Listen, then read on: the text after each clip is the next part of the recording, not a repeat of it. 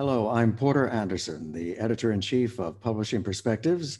We are the online international news medium for the world publishing industry, and we are very glad to have you with us in this presentation from the Abu Dhabi International Book Fair, presented by the German Guest of Honor program that's in effect this year and next year. Joining us again, Germany will be back as a bigger and more extravagant guest of honor program next year.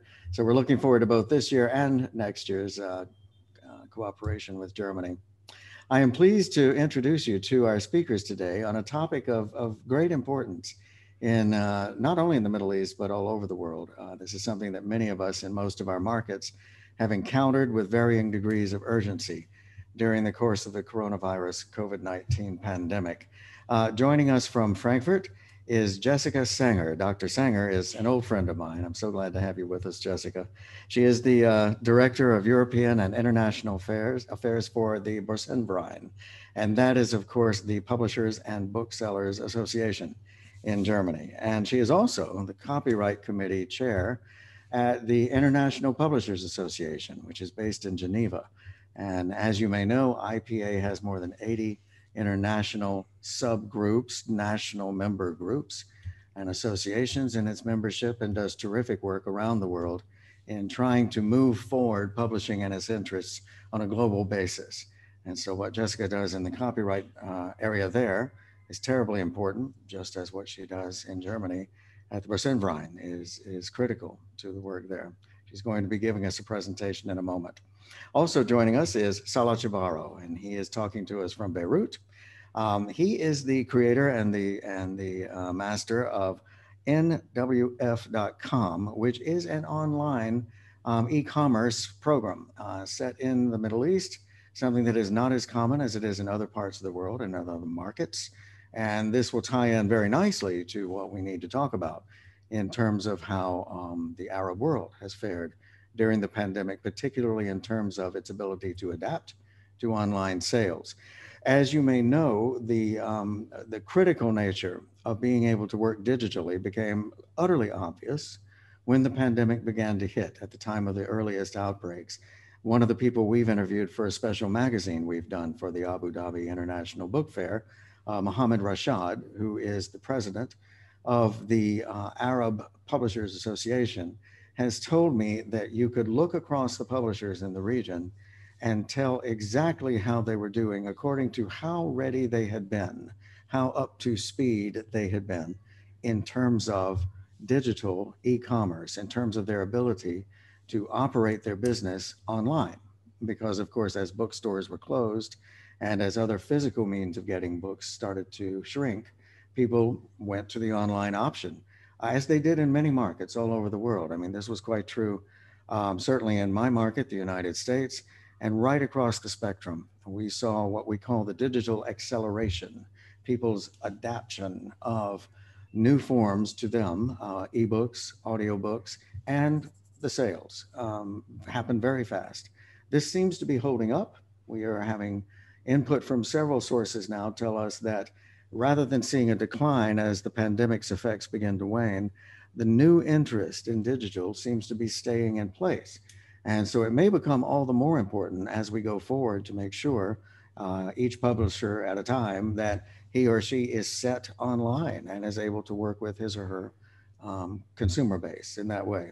So this is the gist of what we're talking about today. We're going to see it from two very important angles. And we'll start, I think, with Jessica, if we may. You have a presentation for us. I'm happy to give over to you. Take it away. Thank you very much, Porter. Thank you for your kind words of introduction. It's delightful to be here, and it's an honor. Thank you very much to the organizers for inviting me to this event. I'd like to give a little contribution from the German perspective on what's been going on with the pandemic. So this, why is my presentation moving by itself? Sorry.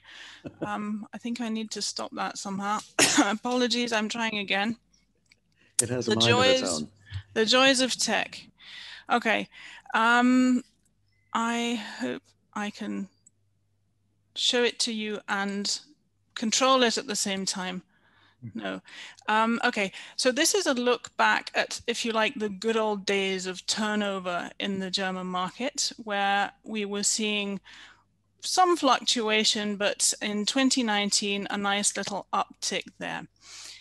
And again, looking back at ordinary times, pre-pandemic, if you like, here is a chart showing what the sales channels distribution looks like, generally speaking, in the German market. So we've got about half of book sales that actually go through bookshops. That's over on the right, 46.2%. And the second largest proportion is direct sales from publishing houses to readers. And down on the left, you can see that internet book sales in Germany are around 20%. That's in 2019. And this is a long-term development where you can see the difference in the upper, the red chart showing bookshop sales, and those include online sales from brick and mortar bookshops. So brick and mortar bookshops who have their own websites and online stores are charted there. And down below, you've got what is purely internet book trade. You can see the trend. I think it's quite clear, but there's still a significant difference between the two. This is again back in ordinary times between 2004 and 2019. So what's been happening with the impact of the pandemic? I think the effects in Germany have been, well, not extreme, but certainly very profound. We've seen turnover go down by 2.3% in a year-on-year comparison. That's across all sales channels, but bookshops have suffered particularly strongly, and they're down, their sales turnover is down 8.7%. That's for the entire year of 2020. Part of the difficulty was that we faced a second lockdown, so there were two major periods of lockdown. We'll be talking about that in a moment. And the second one started a few days before Christmas, which is probably the worst possible time for that to happen in a market that's very much, that does rely to a certain extent on Christmas sales. We've seen that bookshops have been affected, but differently. There have been tremendous differences between bookshops in inner city areas, in malls, for instance, or in railway stations and airports. That's the obvious one. And community bookshops in local areas where people live and are spending a lot more time at the moment have been doing very well by comparison. We've also seen, I think that's relatively obvious as well, different product categories touched in different ways. And that, of course, affects publishers in different ways who may be specialized in certain areas. We all know that the book fairs and events have moved online. That's had quite a significant impact on publishers. And ebook sales, interestingly, we'll be looking at that as well, have benefited from the shutdown, but that's been a temporary effect so far. So that's just a little overview of what we're going to be talking about. And so here we are with horrible red graphs all pointing downwards. This is the development of turnover in that first lockdown period in Germany, which began in the middle of March and ended with more or less the end of April. And that's a comparison with what was going on in 2019. So you can see really significant impact. You can see a little bit of difference here between the product categories, but certainly the very clear effect of that first lockdown in a nutshell, if you like.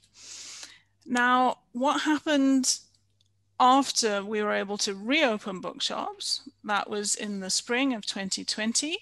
And you can see nice upward trend here, the graphs climbing happily. On the left, you can see physical bookshops, and compared to that, sales in all, through all sales channels. So you can see there is a difference here. Physical bookshops have not been able to do as well as the average market, so there will be significant numbers of online sales in that graph on the right, but the trend is more or less the same for both sales channels.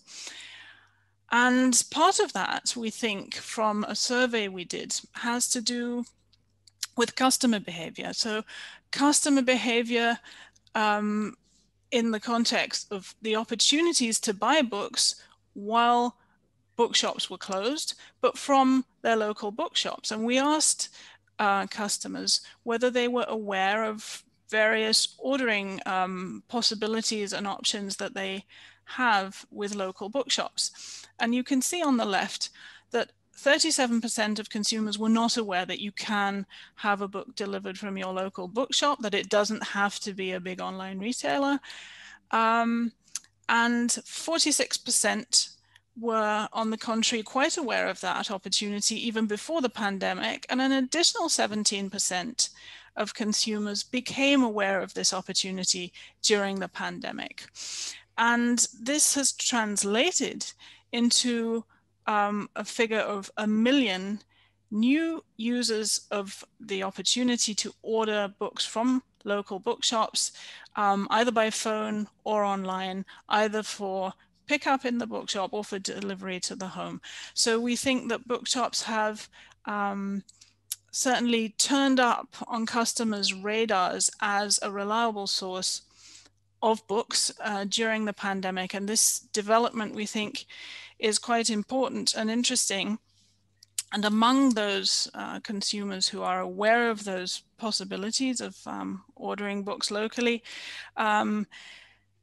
so that's the 63% pink and red that you can see here. Of those, 29% have already made use of that possibility, and 34% plan to do so in future. And those are 14 million individuals across the country. So we thought we were doing quite nicely, and we actually had quite high hopes around about the time of Frankfurt Book Fair, for instance, that 2020 would perhaps break even with 2019 in terms of sales, but you can see what happened here. We had a second lockdown, and that came, as I mentioned earlier, during the Christmas period. You can see here, this is weeks, so just shortly before the end of the year, we were on course, almost reaching breaking even with 2019, and then the shops closed again. So it's quite evident, closed bookshops do mean fewer sales. That's very, very clear. It's perhaps not surprising, but by the time people get used to online channels, you might have thought it wouldn't make much of a difference. In the German market, it has made a difference. And we have seen a trend with both periods of lockdown, in fact, that people rushed to the shops before they closed and started stockpiling books. I think it's much preferable to stockpiling things like toilet paper. And we've seen that specifically for children's books. So there was a huge need to keep children, I think, entertained and educated as well during these periods. So here we are with that final figure of 8.7% drop in turnover in physical bookshops and the 2.3% that I mentioned overall in the market. So, oops, I've got arrows coming up. Sorry, that's the animation, the second lockdown kicking in there. Right, now in that Christmas period, you can see it again here, bookshops on the left, all sales channels on the right. That effect was strong. All the information down below, and I'm happy to share this presentation with anyone who's interested. Those explanations down below are a little bit more detail about what happened precisely when and which comparisons our colleagues in the market research department have done. They're real experts by now at looking at different parts of the country, because Germany has 16 administrative regions and they have inevitably had slightly different timing for the lockdowns across the country. Here is another look, and this is for the entire year of 2020 now, at the impact on various product categories. I mentioned that children's books have done relatively well, been in relatively high demand. You can see that here. Of course, no surprise that travel books have been hit very hard. Another product category that is important for publishers and booksellers are calendars, and because of bookshops being closed over the turn of the year, calendars have also suffered very heavily in the past year. So that, of course, affects publishing houses in different ways. As I mentioned, there'll be publishers who are a lot more affected than others. But I think these numbers show you that on the left, you can see the development of turnover during that first lockdown, and then a summary and up until May 2020. That has also had a very serious effect. So online sales have not been making up for the lack in sales through physical bookshops during that period. And there is, of course, then a knock-on effect with publishers on the planning of their programs. And a survey that we've conducted among our members, this is a Börsenverein survey, has shown that certainly the most frequent reaction here you can see is postponement of titles, but also the cancellation of certain titles. That's the second percentage here of 35.6%, which I think is quite very serious and quite concerning. And various other ways of dealing with this uncertainty that I think has been absolutely pervasive for the sector during 2020. But I think across the board, we can see what I've noted down on the right here for you, that a large proportion of those books that are affected by these changes in plan, by possible deferrals until never, a large proportion of those titles affected are more niche titles, perhaps less mainstream titles, and certainly debut authors, which I think is a sad and concerning development also for the diversity of literature that could be affected more here, because obviously risk-taking is greater, the risk is simply greater when you're looking at a debut or a niche title, and publishers are somewhat less inclined, obviously, to take those risks now.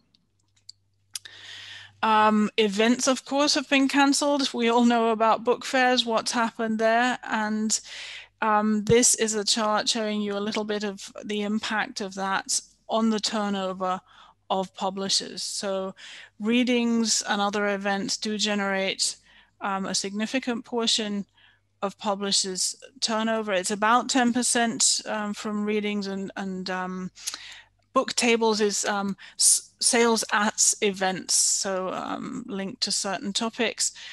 And obviously book fairs generate a huge amount of general interest, media coverage, simply attention for the book, for literature, and always positive effect on sales. So that also has been a significant factor in Germany, though perhaps not as large as in some other countries, because our book fairs are not mainly fairs where books are sold to the consumer. Ebooks. We've also taken a look at ebook development. So this is the past, if you like. This is the development between 2010 and 2019, where you can see a significant, quick rise in the first few years, but then something of a plateau, I think, in ebook sales. And it's important to note here that these are trade ebooks. So we're talking about consumer markets. We're not talking about education, higher education, scientific titles, or special interest. This is more or less fiction, self-help, all kinds of books across the board, but definitely in that trade consumer market. And that's where we've seen ebooks more or less plateauing at around 5% over the last few years. So development quite significantly different from what you have seen probably in the UK and US markets. That's a different scenario here in Germany. And so what's happened in 2020? So turnover went up by 16.2%. This is from ebooks. price went up by about 5% and sales up by over 10%. And the market share, and we were just looking at that, went from the 5% to almost 6%, and that's a noticeable rise in that past year. And interestingly, and I think this is quite significant, you'll see that there was hardly any difference compared to 2019 in the first quarter. But in the second quarter, when the first lockdown hit, and in the third quarter when the effects were still there, and the pandemic was upon us, you could say, there was a very significant increase in ebook sales turnover. And then that has not persisted, that effect, in the fourth quarter. Those sales have gone down again.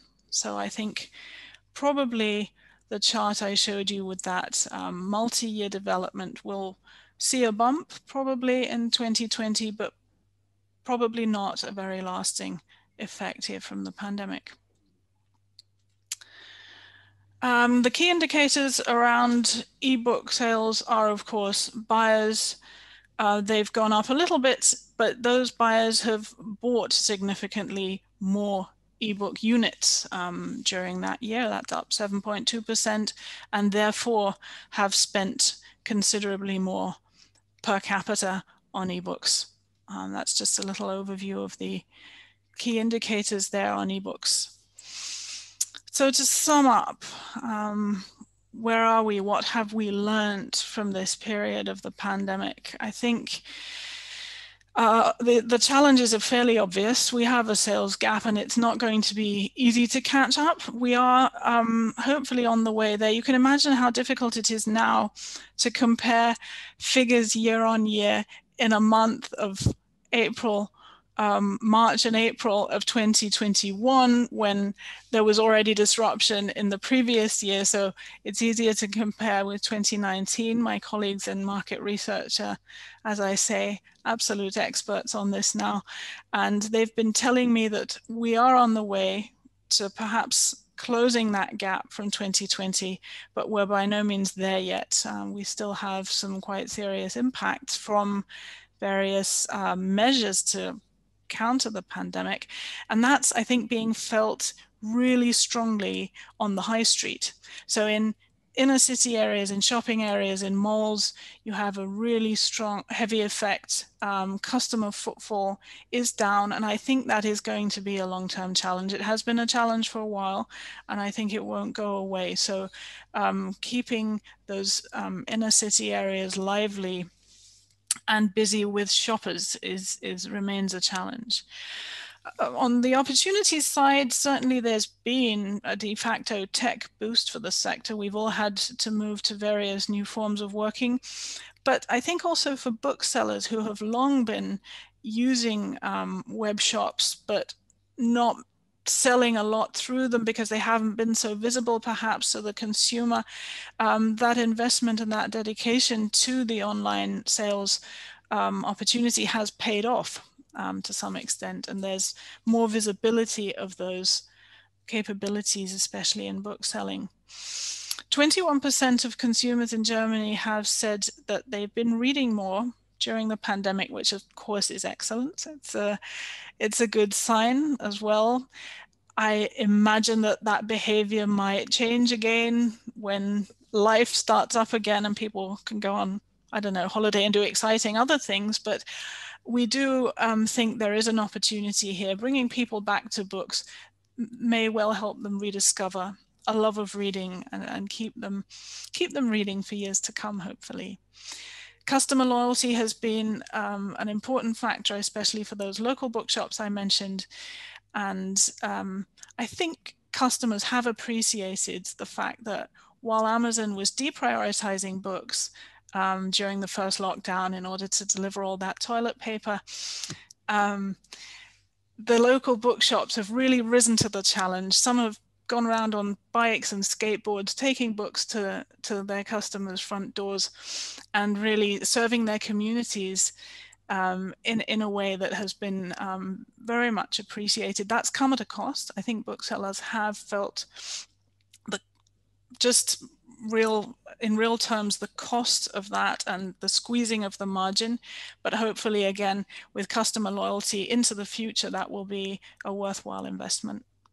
In terms of policy makers and society as a whole, I think the important role of books is certainly well established and has been reinforced by the pandemic. And the government response in Germany, it hasn't been as good as perhaps in Italy or some other countries where there have been really exemplary ways of handling it. But I think we've still been very fortunate in Germany to have a strong program of government support called Restart Culture. That was for the entire cultural field, but contains a dedicated strand for the book sector to support businesses, partially in terms of digitizing their business and rising to these online opportunities, but also just in terms of general support where it is needed.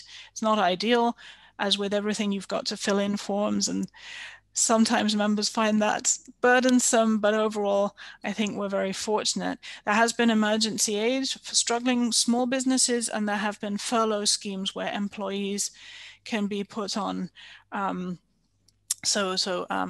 put on part-time but not lose their entire salary. That's from government-funded furlough programs.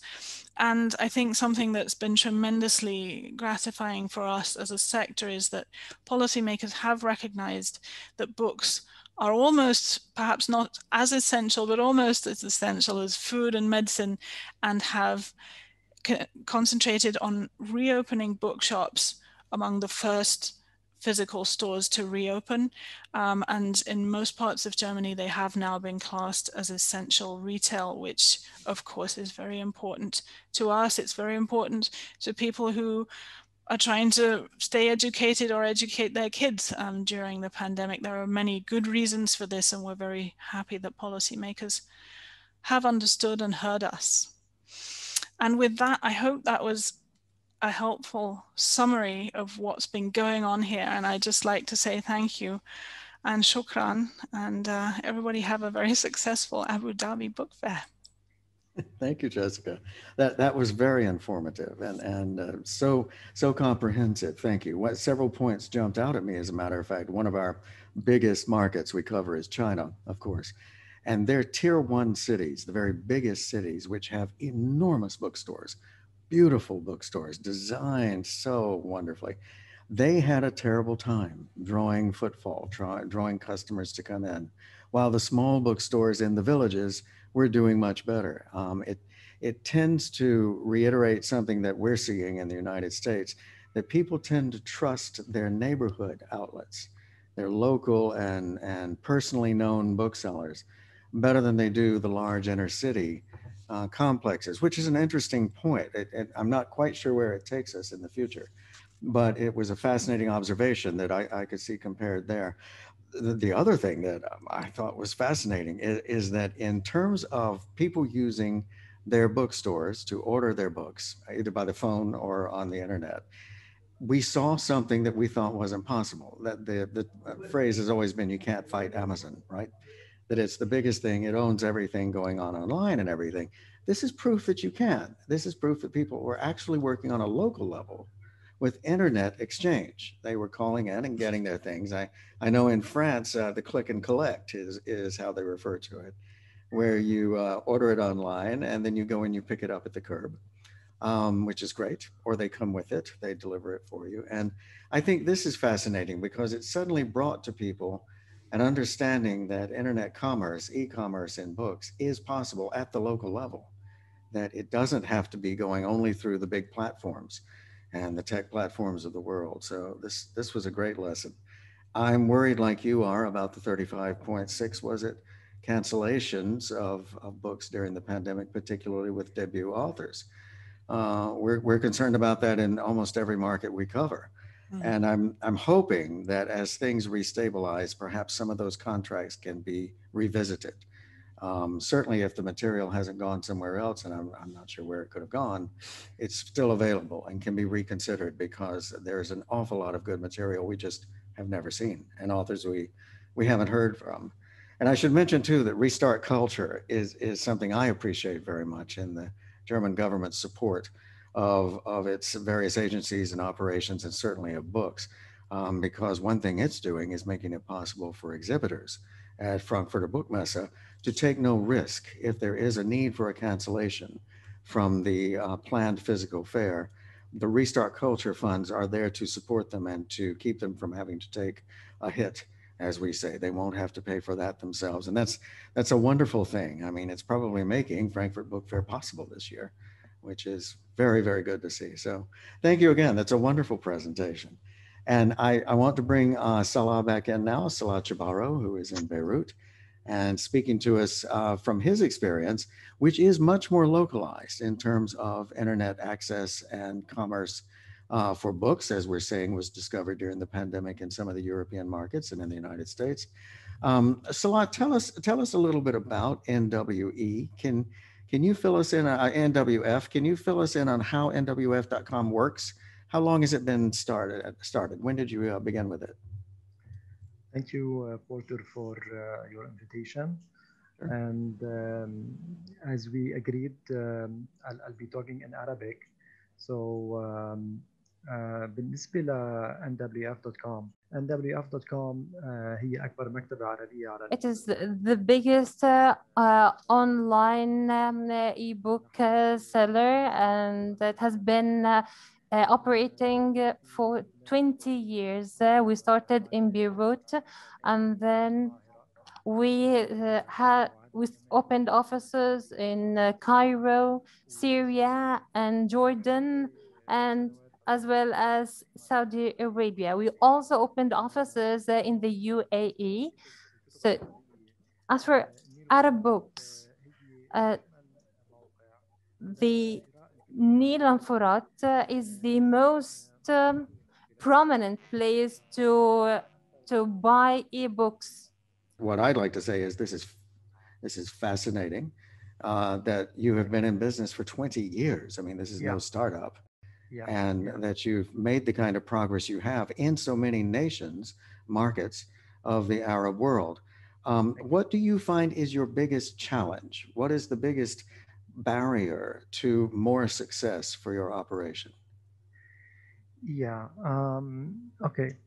بالنسبة لبيع الكتب العربية اليوم على الإنترنت. For the Arabic ebooks, it's safe to say that the biggest challenge in the initial stage was the e-commerce or e-transactions. That was not a common or mainstream. Anyone who could not, anyone who's looking for a book would usually go to a physical store. And it was a very peripheral market. And during the second stage of the operation, the biggest challenge was the lack of distributors for Arab books, something like wholesaler, in order to go and get the books from a single source. So Nil and Furat is a retailer. So we have the two options. We serve as a wholesaler and a retailer. So, but that at some point was one of our biggest challenges. And lately, or during the last stage, starting in 2008, we have been having a huge issue with piracy in the Arab world. Any book that is published in a PDF format online can be easily downloaded.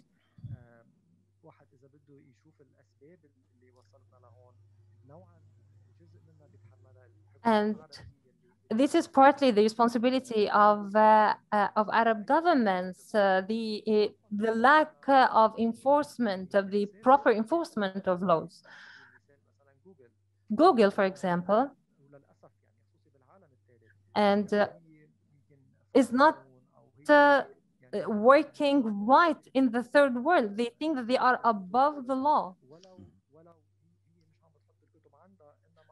Well, it is not actually storing the books, but it allows anyone to download these books. So Google is not actually doing the evil work, but it's part of it. So the Arab publishers have for 10 years been trying to approach Google and to address this problem, but unfortunately we're only told excuses and no solutions. It is a terrible problem, and not just in your part of the world, that we do see this replicated. Many parts of Africa are struggling with the same thing. There is, I should mention to you and to our viewers, a very interesting new program coming on June the 7th from London Book Fair, where there will be a discussion of copyright and its protection, not having piracy take your livelihood away, from the law enforcement point, looking at what kind of enforcement exists, what enforcement doesn't exist. This is in association with the International Publishers Association, the IPA, and I'm sure that our friend Jessica will have her great guiding hand on this, because this is right in her wheelhouse as chair of the copyright committee. But you're quite right, Salah. You're putting your finger on an enormous problem.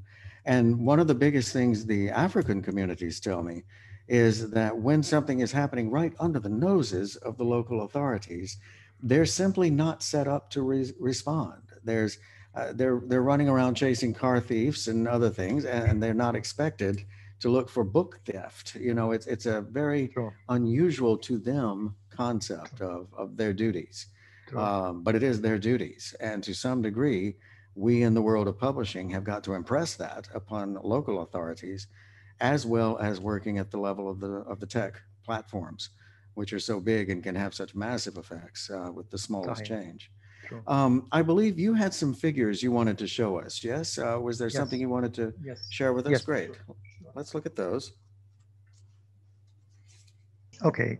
I prepared I prepared some statistics and numbers so that we can have a comparison between the year 2019 and 2020. In the first table, it is clear that there is a drop in the number of new issues in Lebanon, new publications in Lebanon. And I took Lebanon and Egypt as an example because Egypt and Lebanon are the two countries that produce the most Arab books. So that's why I chose the two countries.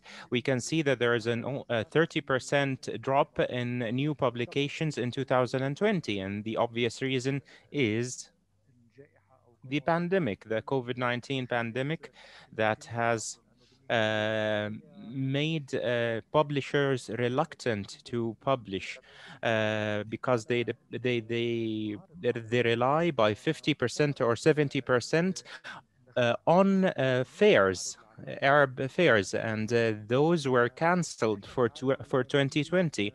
Therefore, Arab publishers were reluctant to have new publications. That's why there was almost 30% drop in Lebanon. If we go to Egypt, we find a smaller percentage, which is 15% drop.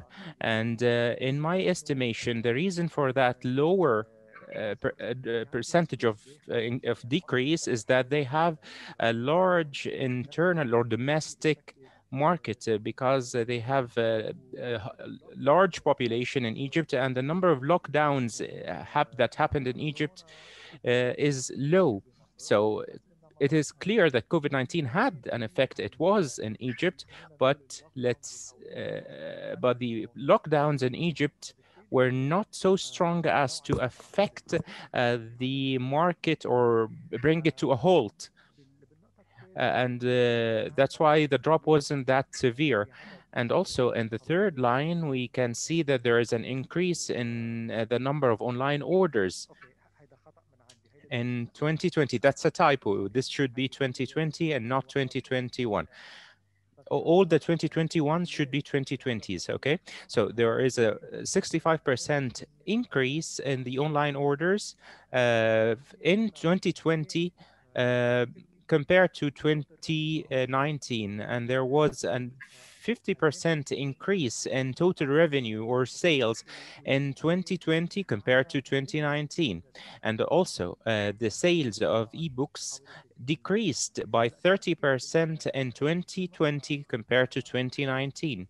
If we take each part on its own, when we say that there is a 65% increase in online orders, the main reason for that is also the lockdowns and COVID-19, because it was not possible for people to visit bookshops anymore or go to book fairs. So the habits had to change. People's habits had to change, and they were forced to buy online.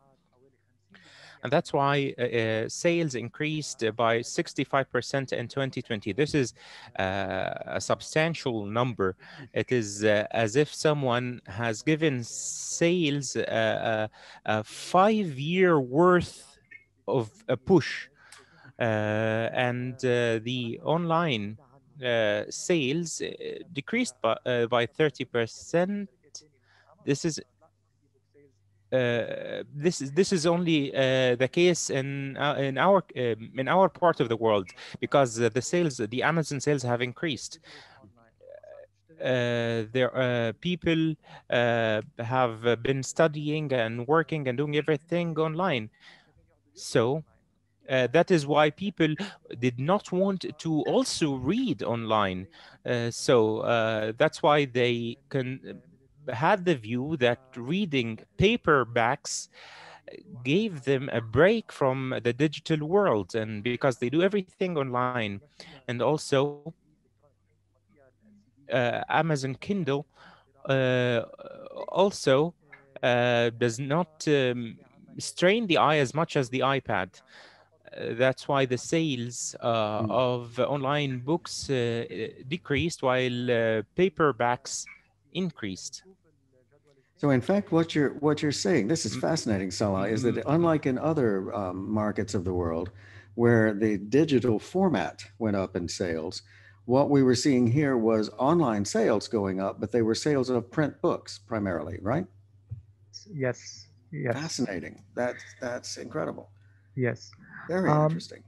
yeah. إذا بنشوف الجدول الثاني If we can go to the second table, we can see that in 2019, the number of visitors that we had was 5 millions. We had 5 million visitors. But in 2020, there was a 40% increase in the number of visitors. The number went up to 7 million. Boy. So if we compare the number or the increase in the number of visitors to the sales, we have an increase by to 7 million in the number of visitors and a 50% increase in sales. This is we can like draw lots of conclusions out of it. As to the types or categories of sold books, literature was number one, 24%, then religion, then history and geography by 5%, biography 5%, philosophy 5%, 4%, social science 3%, politics 3%, psychology 3%, and also children's books 2%. And if we can notice, the last category was the children books, and online sales also faced a challenge, because selling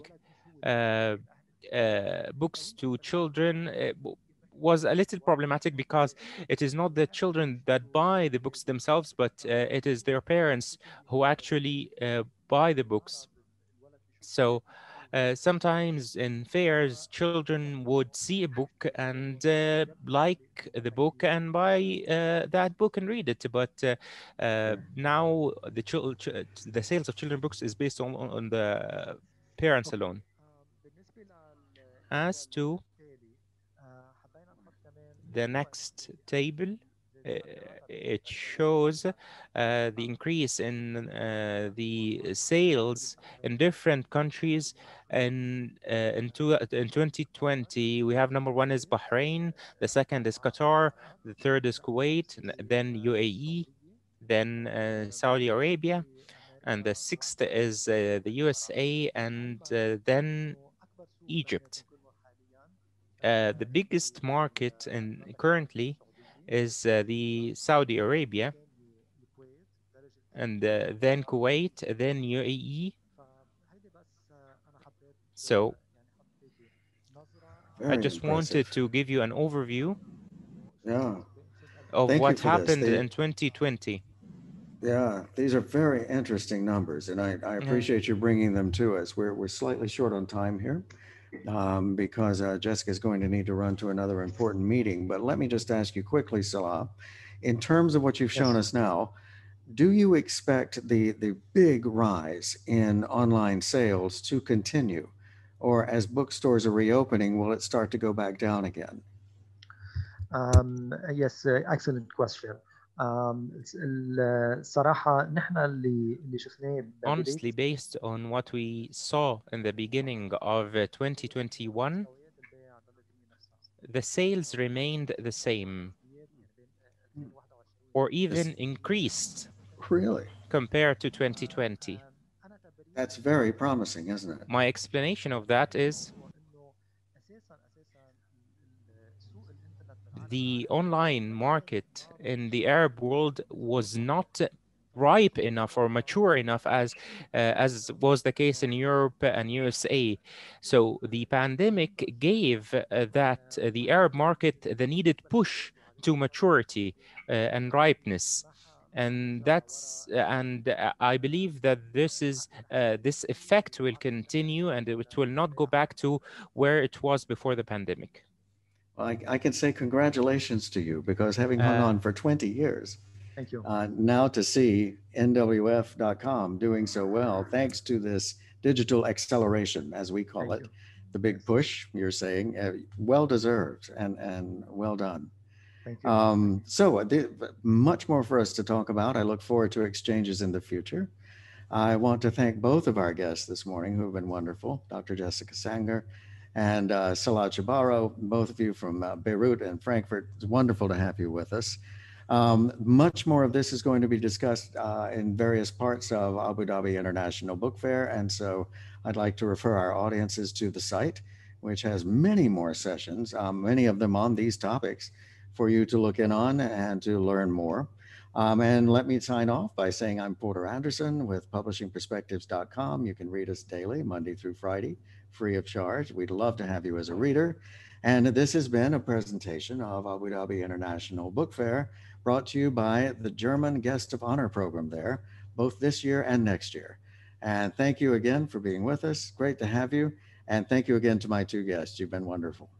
Take care. Thank you, Porter. Thank you. Thank you so much.